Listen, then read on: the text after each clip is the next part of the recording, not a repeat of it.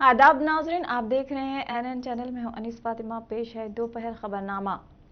वज़ीर आज़म नरेंद्र मोदी आज कोविड-19 से निपटने वाले सफ़े अव्वल के कारकुनों के लिए मखसूस नोवियत के तरबियती प्रोग्राम का आगाज़ किया।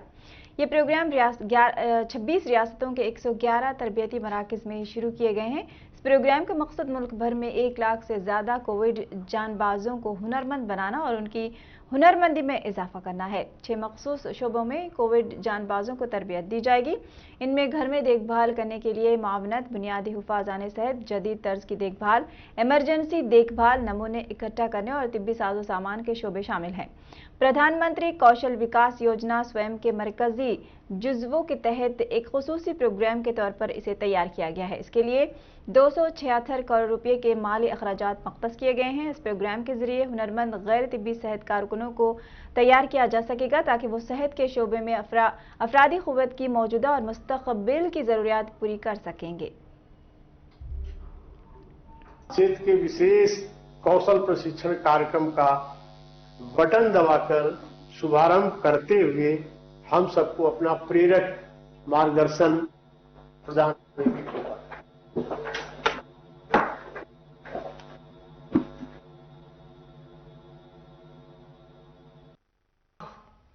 फ्रंटलाइन कोरोना वॉरियर्स तैयार करने का महाअभियान शुरू हो रहा है। साथियों, इस महामारी ने दुनिया के हर देश, हर संस्था, हर समाज, हर परिवार, हर इंसान के सामर्थ्य को, उसकी सीमाओं को बार बार परखा है। वही इस महामारी ने साइंस, सरकार, समाज, संस्था और व्यक्ति के रूप में भी हमें अपनी क्षमताओं का विस्तार करने के लिए सतर्क भी किया है। पीपीई किट्स और टेस्टिंग इंफ्रास्ट्रक्चर से लेकर कोविड केयर और ट्रीटमेंट से जुड़े मेडिकल इंफ्रास्ट्रक्चर का जो बड़ा नेटवर्क आज भारत में बना है, वो काम अब भी चल रहा है और वो इसी का परिणाम है।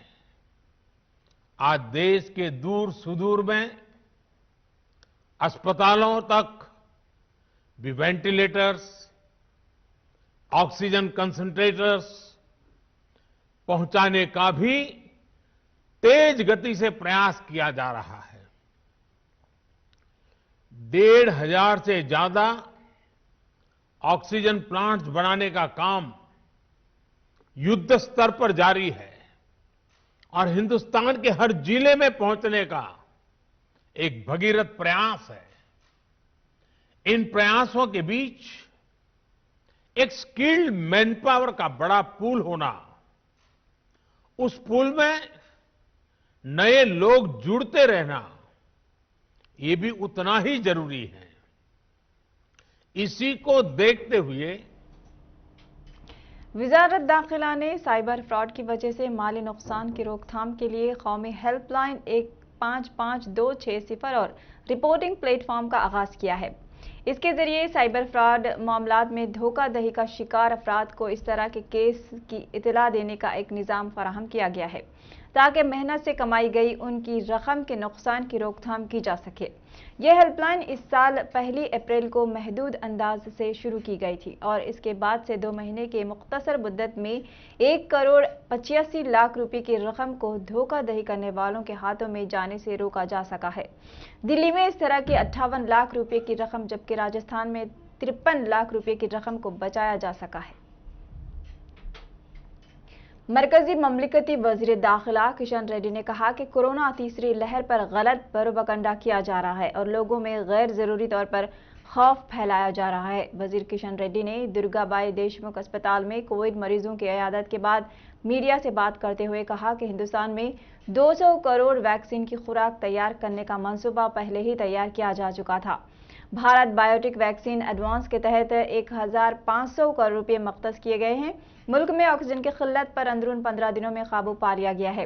तेलंगाना के 46 अस्पतालों में 1400 वेंटिलेटर फराहम किए गए हैं। किशन रेड्डी ने वाज़ेह किया कि दिवाली त्यौहार के मौके पर 80 करोड़ लोगों को 5 किलो चावल इजाफी फराहम किया जाएगा। सदर तेलंगाना प्रदेश कांग्रेस कमेटी के ओहदे पर नए सदर के इंतखाब का मामले पर फिर एक मरतबा चंद रोज के लिए टाल दिया गया। पार्टी ज़राए के मुताबिक सदर ऑल इंडिया कांग्रेस सोनिया गांधी ने सदर तेलंगाना प्रदेश कांग्रेस का इंतखाब जो जारिया हफ्ते में करने वाली थी, उसे मुल्क के दीगर रियासतों में पार्टी को मुस्तकम करने के सिलसिले में उनकी मसरूफियत और राहुल गांधी की कोरोना वबा को लेकर किए जाने वाले इक़दामात की मसरूफियात को देखते हुए फिलहाल नए सदर तेलंगाना प्रदेश कांग्रेस कमेटी के इंतखाब को मुलतवी कर दिया गया है। ज़राए के मुताबिक नए सदर बनने की दौड़ में जो ताकतवर उम्मीदवार समझे जा रहे थे, उनमें अराकीन पार्लियामेंट रेवंत रेड्डी, कोमट रेड्डी वेंकट रेड्डी, रुकन कानून साज कौंसल जीवन रेड्डी, CLP कायद भट्टी विक्रमार्का, साबिक रुकन पार्लियामेंट मधु गौड़ याशकी शामिल हैं। कांग्रेस पार्टी कायद पोन्नाला लक्ष्मయ్య ने हुकूमत पर इल्जाम आयद करते हुए कहा कि कालेश्वरम प्रोजेक्ट की तकमील में बदउनवानियां हुई हैं। उन्होंने मीडिया से बात करते हुए बताया कि रियासत में तामीर किए जा रहे इरिगेशन प्रोजेक्ट्स की तकमील के लिए 80,000 करोड़ रुपये से भी ज्यादा खर्च किया गया, ताहम एक बूंद पानी भी हासिल नहीं हुआ है। उन्होंने प्रोजेक्ट्स की तकमील पर वजाहत का मुतालबा किया। और तो क्या है मिशन का दिया मैं क्या किया मैं बोला, वो डिटेल्स भी भेज रहा हूँ। वो तो कमीशन के बारे में कर दिया, कितना फ़ायदा हुआ वो अलग बात है, चर्चा करेंगे। मैं ये चैलेंज कर रहा हूँ, तुम्हारे डिपार्टमेंट के इंजीनियर्स को भेजो, मैं बताता हूँ मैं गलती हूँ, तुम्हारा डिपार्टमेंट गलती है। ये नहीं है तो राष्ट्र में जो intelligent retired officers, those who have the name experts, उसको भेजिए, मैं बात करता हूँ। नहीं तो आप आइए, आपके लोग आइए, नहीं आते देश में जो इरिगेशन एक्सपर्ट्स है उसको भेजिए, हम बात करेंगे। नहीं तो दुनिया में कोई एक्सपर्ट्स है इरिगेशन का, वो लोगों को भेजो। आप सही हैं, मैं सही हूं, ये नहीं करते। आपको मौका दिया, 5 घंटे चर्चा किया 2005 में, आप क्यों नहीं बुलाते? Why you don't talk? Take the challenge. 48 projects के प्रोजेक्ट्स में हम ओपन डिबेट करें।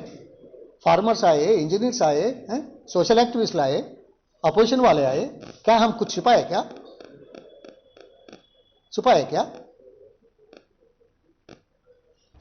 ये बहुत। कुकटपल्ली पुलिस ने जुमा के रोज जाली करेंसी नोट के तबादले के इल्जाम में एक शख्स को गिरफ्तार कर लिया है और उसके कब्जे से 12,000 रुपए के जाली नोट को जब्त कर लिया है। पुलिस के मुताबिक उपरी राजू प्रसाद चंद अरसे से जिरोक्स के जरिए से 2,000 रुपए के जाली करेंसी नोट तैयार करते हुए असली नोटों के साथ तब्दील कर रहा था। राजू प्रसाद को आज सुबह एक दुकान पर नोटों की तब्दीली की कोशिश के दौरान दुकान मालिक ने शुबे की बुनियाद पर पुलिस में शिकायत दर्ज करवाई, जिस पर पुलिस ने उपरी राजू को गिरफ्तार कर लिया। मुलजिम माजी में भी जाली नोट के तबादले के इल्जाम में गिरफ्तार हुआ था। पुलिस ने इस सिलसिले में मुकदमा दर्ज करके मुलजिम को रिमांड में ले लिया है। शमशाबाद के राजीव गांधी बैनुल अक़वामी हवाई अड्डे के टर्मिनल इलाके में ड्रेनेज पाइपलाइन के सफाई के दौरान नामालूम जहरीली गैस से सांस लेने में दुश्वारी के बाद मुबैना तौर पर दम घुटने की वजह से एक शख्स की मौत हो गई। मुतासरा शख्स की शिनाख्त 42 साला नरसिम्हा रेड्डी के तौर पर की गई है, जो फैबर सिंदूरी सहूलत इंतजामिया के खदमत के लिए काम करने वाला एक प्लम्बर है। पुलिस के मुताबिक बहाली के काम के एक हिस्से के तौर पर रेड्डी और 2 दीगर कारकुन नकासी आप की जांच कर रहे थे। वो सीढ़ी की मदद से छत पर चढ़ गए थे और नालियों को साफ करने के लिए पाइपलाइन में तेजाब डाला था, जिसकी वजह से दम घुटने से नरसिम्हा की मौत हो गई। डीसीपी शमशाबाद KN प्रकाश रेड्डी ने बताया कि ब्लॉकेज पाइपलाइन की सफाई के लिए तेजाब इस्तेमाल किया गया था, जब अचानक धुआं और जहरीली गैसों के अखराज की वजह से नरसिम्हा रेड्डी बेहोश हो गया और वो दम तोड़ गया, जबकि 2 दीगर प्लम्बर्स महफूज हैं।